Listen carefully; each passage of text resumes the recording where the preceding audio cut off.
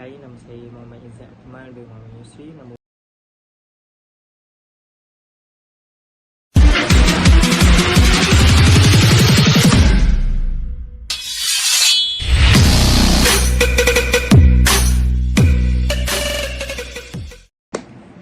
So, hari ni kita nak cakap tentang team building and teamwork. So, apa itu team?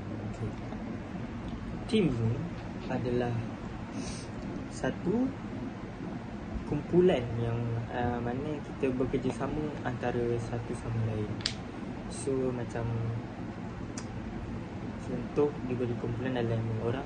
So 5 orang ni perlu memainkan peranan yang penting lah. Itu kita sebab kita ada team. Sebab dia adalah kerana team ni dia akan dapat membantu kita. Contoh kita tak ada idea ataupun kita perlukan bantuan, dan lepas tu team ni dapat membantu kita semasa dalam mesyuarat atau sebagainya. Team ni juga kita boleh dapat apabila macam kita boleh ambil pendapat dia daripada fikiran dia, untuk kita kan jadi satu advantage untuk kita. So team ni amat penting lah. Contohnya kita guna dalam company, dalam sukan, contoh macam bola sepak, badminton beregu, lagi macam hoki, macam tu lah. So dengan team ni kita boleh capai kita punya target kita. Di mana target kita untuk menjadi berjaya, untuk menjadi orang yang bagus.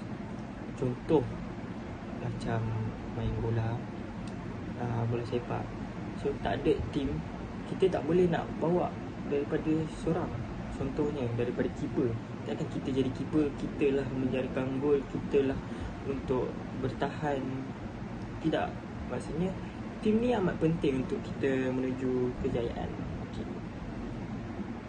Okay, kita move pula kepada karakter ataupun ciri-ciri yang perlu ada untuk kita dapatkan teamwork itu. Teamwork yang pertama, kita perlulah bersikap jujur dan bersikap integriti. Maksudnya kita jangan pentingkan diri. Okay, kita kena sabar. Kita kena mengambil tanggungjawab itu sebagai mana satu pasukan. Yes, satu pasukan. So bila dalam kumpulan ni, tak semestinya lah, tapi kadang-kala ada yang cheating, ada yang mengambil kesempatan. So kalau macam tu dia macam tak boleh lah, kita tak boleh jadikan tu sebagai kita punya teammate. Okay, so kalau kita nak buat satu teamwork ni, kita perlukan ada kejujuran, integriti, tidak pentingkan diri, sabar, tepati masa, tepati kehendak team leader. Okay, so untuk satu team ni dia perlukan ada beberapa role, ataupun orang panggil role ni dalam bahasa Melayu, role maksudnya kerja-kerja, apa bahagian-bahagian dia. Contoh macam pasukan bola sepak, sebab saya minat bola sepak, kita ada penjaga gol, kita ada pertahanan, kita ada pemain tengah dan pemain hadapan, iaitu striker lah orang panggil. So dalam satu team ni mesti mempunyai leader, team leader ataupun ketua. So ketua ni yang mengarahkan,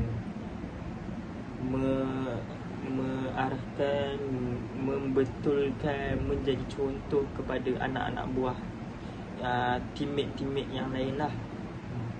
Seterusnya kita ada team recorder and team quality advisor and team member.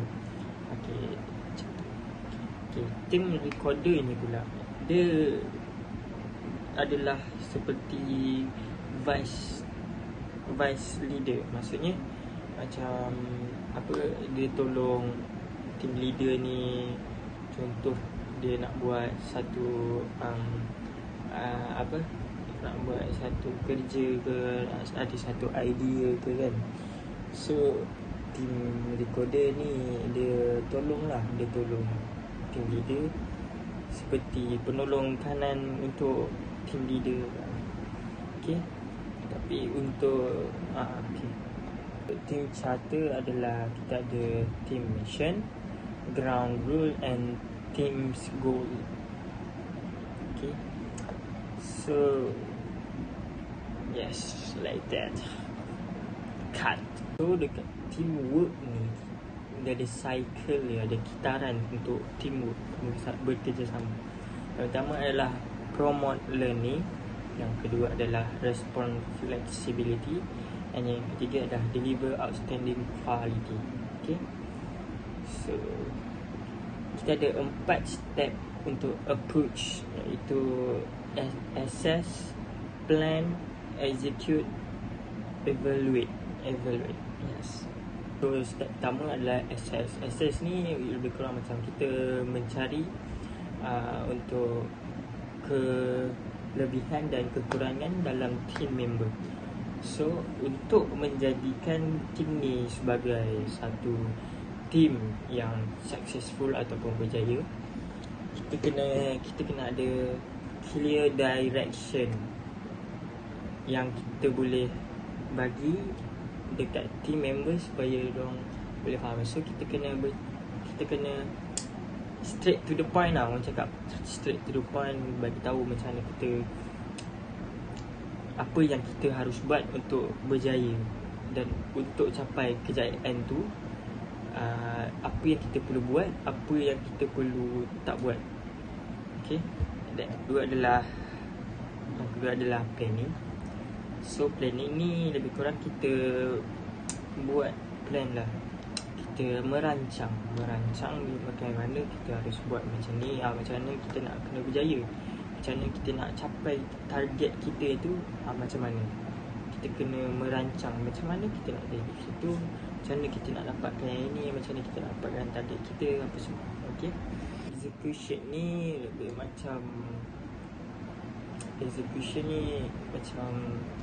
kita perlu setiap dari semasa ke semasa kita haruslah improve, kita perbaiki yang mana ada kelemahan, yang mana ada kekurangan, kita perbaiki kekurangan itu sebagai satu kelebihan. Maksudnya kita ambil yang buruk, kita buang yang buruk, ambil yang jernih. Maksudnya macam kita tahu kelemahan kita tahu, so kita ambil kelemahan itu sebagai kita punya kelebihan. So that's what kita kena tabah, kita kena kuat untuk hadapi segala masalah, dan kita tahu kekurangan kita, so kita kena ambil kesalahan kelemahan kita sebagai kelebihan untuk diri kita. Okay. Untuk evaluation